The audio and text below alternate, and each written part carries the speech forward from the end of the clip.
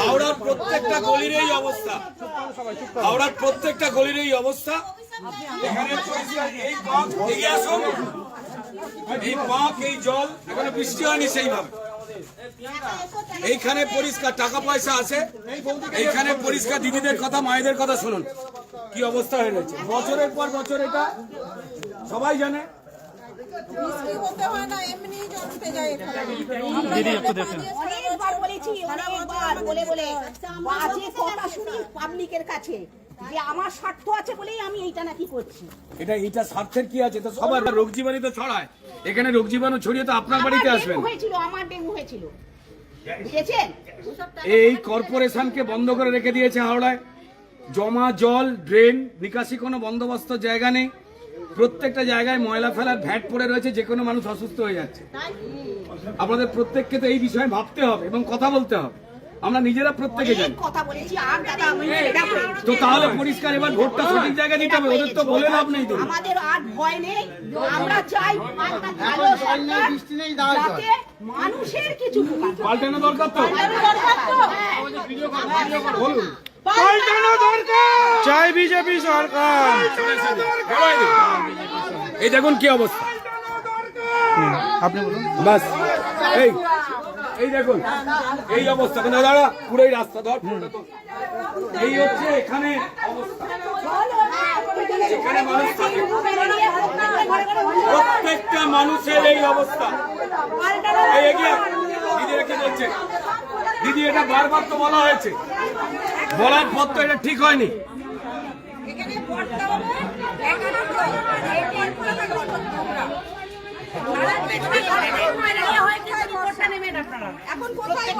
এই দেখুন, এই দেখুন এখানে কি অবস্থা হয়।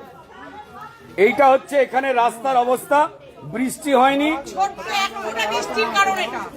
এই এক মানে ওই এই হচ্ছে এইখানে পরিষ্কার। এইভাবে আমাদের এখানে মানুষ থাকে। আমাদের এই লেনটার নাম কি?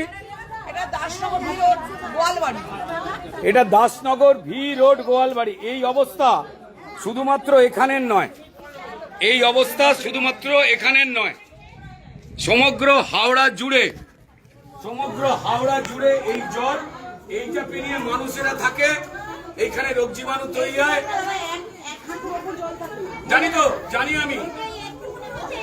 আমার জগাছাড়া করে তো এক অবস্থা, আমার বাড়িতে জানি তো এখানে তাই অবস্থা। ভদ্রলোকেরা বেরোবে কি করে? বাচ্চাগুলোর অসুখ, বড়দের অসুখ এইখান থেকে বাড়ছে। কর্পোরেশন থেকে শুধু চুরি চুরি আর চুরি।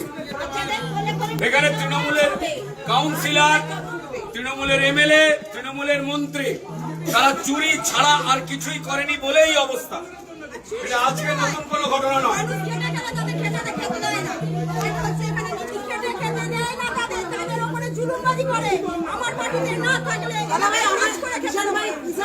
দেখুন মানুষ স্পষ্ট করে বলছে, মানুষকে কেউ আপত্তি করে এই অবস্থার কথা সময় রাখতে হয় ভাই, বারবার ঘোরাতে নেই। এখানে যে অবস্থা রয়েছে,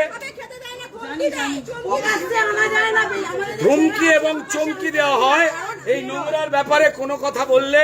আর মানুষ যদি খেতে চায়, এইটা হাওড়া শিবপুরের অবস্থা। শুধু শিবপুর নয়, আমাদের শুধু শিবপুর বিধানসভা নয়, সমগ্র হাওড়াতে বছরের পর বছর কর্পোরেশনকে অকেজো করে রেখে দিয়ে পরিষ্কার মানুষের জীবনে ভোগান্তি। টাকায় আসে, টাকা চুরি হয়, মানুষ কথা বললে মানুষকে থ্রেট দেওয়া হয়। এই সরকারটা আপনারা চান না? এই সরকার পাল্টাতে চান? দিদি একটাই কথা, পাল্টানো দরকার রয়েছে। দিদি পাল্টানো দরকার রয়েছে। মানুষ চাইছেন পাল্টানো দরকার, এটা সমগ্র হাওড়া চাইছেন। তৃণমূলের চোরেরা এত লুট করেছে, তার একটা লিমিট থাকে, লিমিট থাকে। সবাইকে অনুরোধ রয়েছে এই চোরেদের বিরুদ্ধে এখন রাস্তা ঘাট, ড্রেন, পানীয় জল, ভ্যাট, ময়লা, জঞ্জাল সবের টাকা আসে, সেই টাকা তৃণমূল খেয়ে নেয়। এরা কয়লা, বালি, চাকরি খেয়েছে, মানুষের জীবনটাকেও তছনছ করেছে এরা। কোনো কথা বললে দিদিরা বলছেন প্রতিবাদ করলে থ্রেট দেওয়া হয়। যারা থ্রেট দেন তাদের শুধু বলছি স্যার, যারা থ্রেট দেন বলছি সাবধান হয়ে যান। এত মানুষের বিরুদ্ধে আপনারা থ্রেট দিতে আর পারবেন? অনুরোধ করছি, অনুরোধ করছি। হ্যাঁ হ্যাঁ হ্যাঁ হ্যাঁ হ্যাঁ গলিগলিতে এই অবস্থা। আমাদের এই হ্যাঁ এই মানুষকে বলবো চোখ খুলুন, পাল্টানো দরকার, চাই বিজেপির সরকার, নাহলে এরা এই চোরের সরকার রেখে দিলে এই দুর্ভোগ। এই দেখুন, তৃণমূলকে ছিঁড়ে ফেলে দিতে হবে, ছাড়া উপায় নেই। খালি বদলান, আর কিছু না।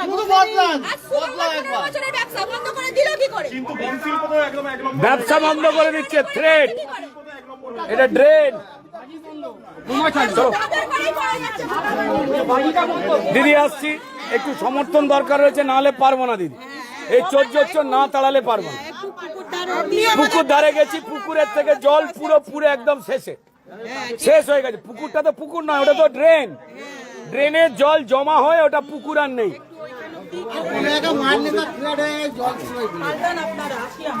এই পুরো এখানের অবস্থা জানি না, এদের পোস্টার লাগাতে লজ্জাও করে না। এই ড্রেন যারা নমস্কার করছে তারা এই ড্রেন তৈরি করেছে। ভাবুন, উন্নয়ন, ক্রিমিনালদের উন্নয়ন ছাড়া কিছু হয় না।